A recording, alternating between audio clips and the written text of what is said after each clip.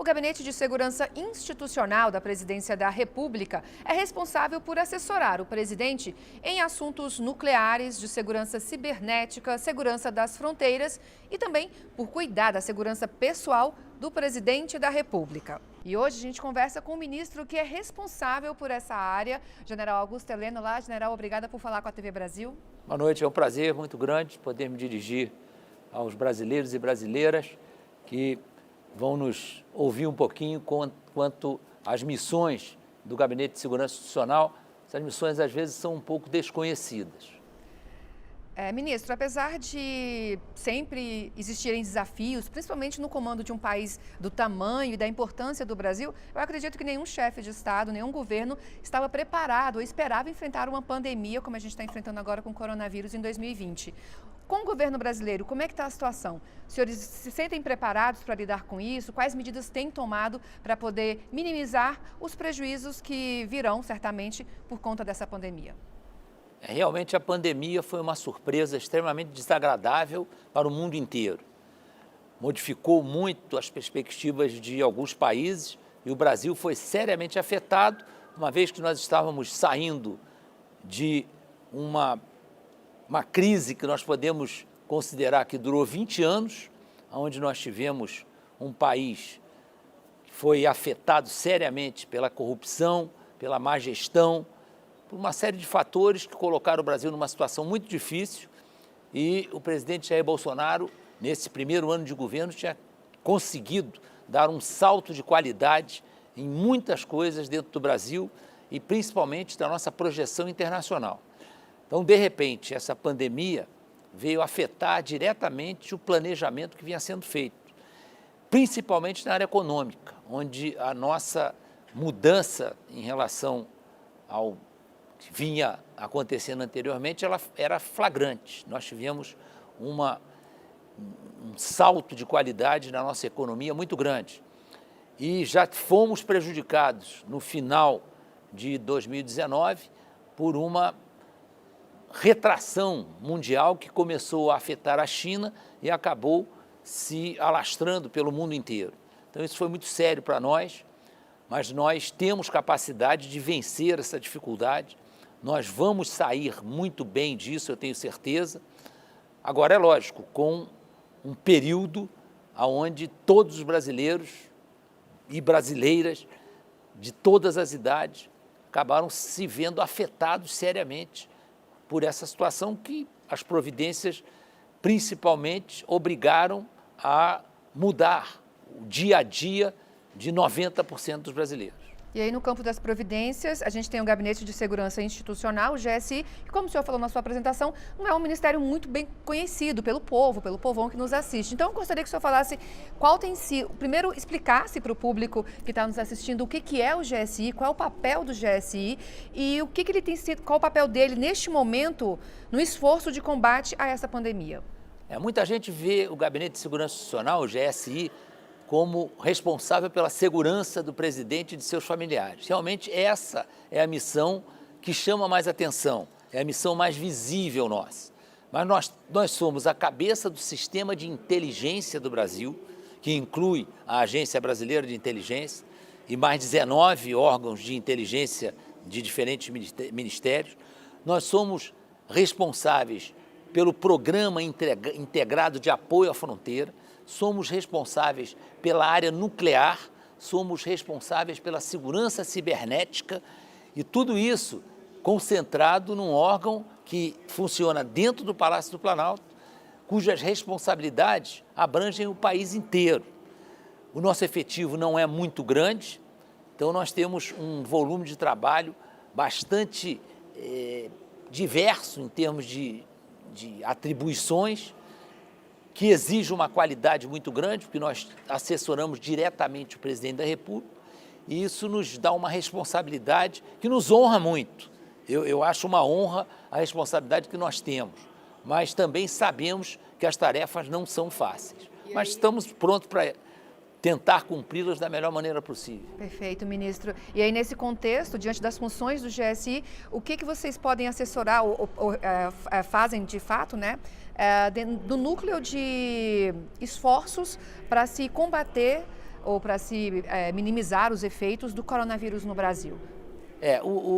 Nós temos a nossa Agência Brasileira de Inteligência, como nós temos agentes no Brasil inteiro, e trabalhamos junto com outros órgãos, que são órgãos de inteligência, também com participação nacional. Vou citar alguns exemplos. A Polícia Federal, trabalhamos diretamente com eles, trabalhamos com o Exército, a Marinha, a Força Aérea e o Ministério da Defesa. Cada uma dessas forças tem seus centros de inteligência. O Ministério da Defesa concentra o que vem dessas três forças. Trabalhamos com todas as polícias militares e polícias civis do Brasil. Então, esse sistema de inteligência, ele tem condições de dar uma visão do país inteiro. E no caso do Covid-19, acabou a ABIN buscando reunir num centro de operações que hoje está integrado ao centro de operações do próprio Palácio, onde funciona um centro que cuida do Covid-19 em tempo integral. Então, a ABIN participa desse centro e oferece para algumas autoridades uma visão diária de todas as variáveis que afetam a esse trabalho de controle do Covid-19.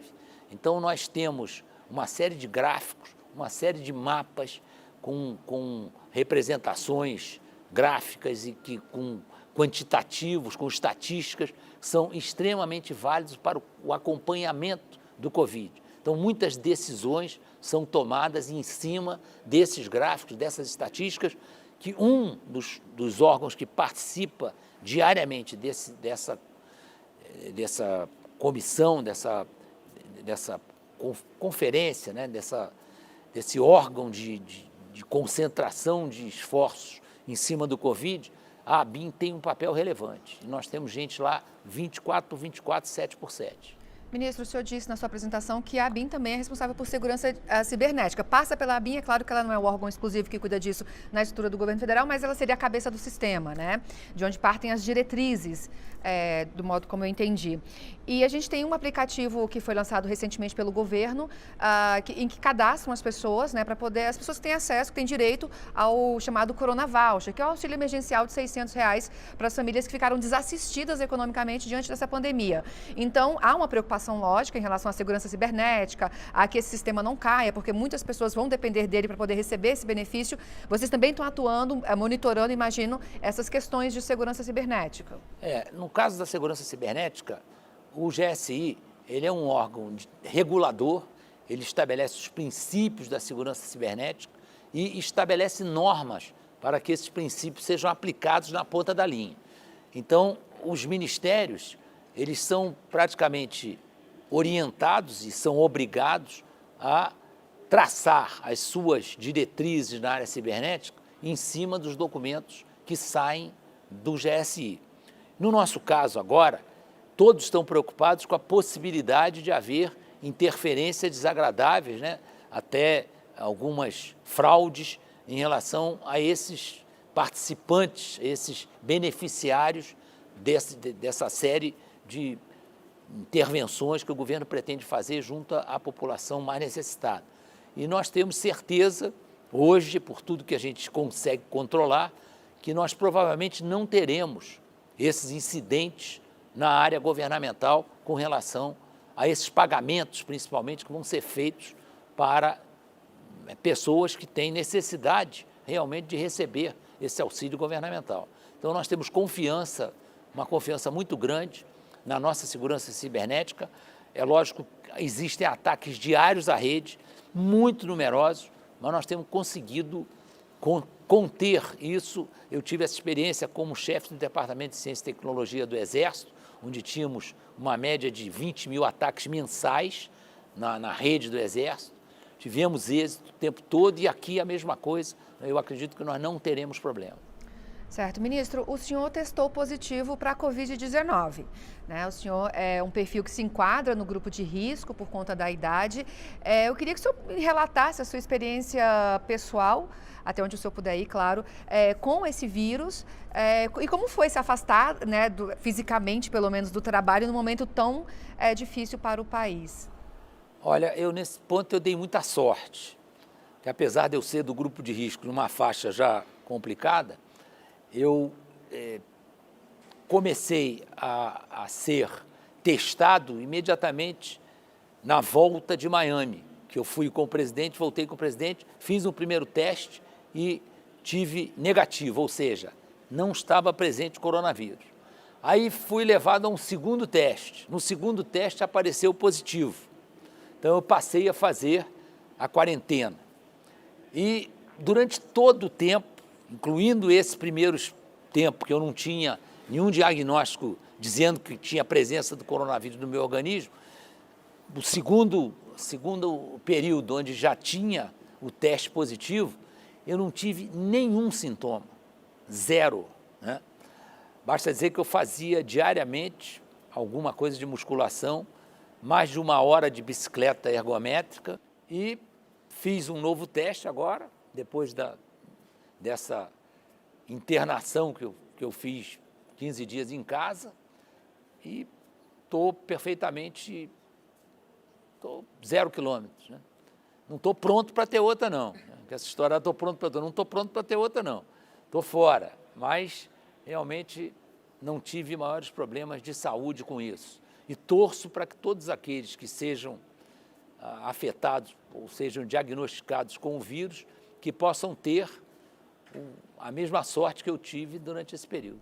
Certo, ministro, nesse momento então em que o Brasil inteiro está preocupado, né, com razão, tanto do ponto de vista econômico quanto do ponto de vista da saúde, se não da própria pessoa, mas daquelas pessoas que lhe cercam, que lhe são caras, que mensagem o senhor deixa, o senhor que é assessor muito próximo do presidente Jair Bolsonaro, que tem uma convivência muito próxima, inclusive, com ele no âmbito pessoal, que mensagem o senhor deixa para os brasileiros que estão hoje assistindo o senhor e com uma grande interrogação sobre o seu futuro? Essa interrogação, ela está convivendo com todos nós, até porque, como essa pandemia chegou de surpresa e os próprios infectologistas, os especialistas, os médicos, as próprias enfermeiras, todos foram surpreendidos com a chegada de uma vou chamar de doença, mas realmente é uma situação que pode afetar a qualquer um de nós. Nós vemos nas entrevistas uma divergência muito grande de posições. O próprio presidente da República tem colocado como seus 2 grandes objetivos proteger os idosos, claro, evitar ao máximo os óbitos, que é lógico que ninguém pode tomar nenhuma medida se ele sabe que aquilo ali vai trazer como consequência um aumento de óbitos. Ele tem essa preocupação constante. E tem uma outra preocupação que é extremamente relevante, que é o emprego, a família, né, a manutenção da família em condições de prover recursos para o seu sustento, para a sua alimentação, para as suas necessidades básicas. Isso é uma preocupação que o presidente tem externado todo o tempo. E eu tenho certeza que, pouco a pouco, vão sendo flexibilizadas algumas convicções que inicialmente dominaram a maioria dos especialistas. Mas o que a gente tem percebido é que as próprias curvas, algumas delas se desenvolveram rapidamente. A curva brasileira, ela está sofrendo já alguma contenção e nós vamos sair disso aí melhores do que nós esperávamos. Havia muitas perspectivas pessimistas, perspectivas que pareciam que ia ser um caos total, né? Uma catástrofe. Isso já está se delineando como alguma coisa que não vai acontecer.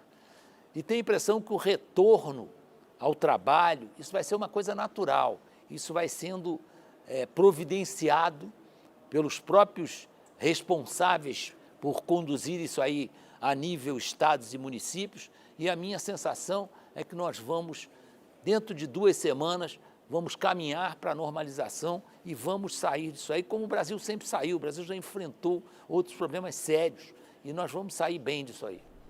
Ok, ministro, obrigada pela sua entrevista à TV Brasil. Agradeço a Obrigado, participação eu no que Brasil. agradeço pela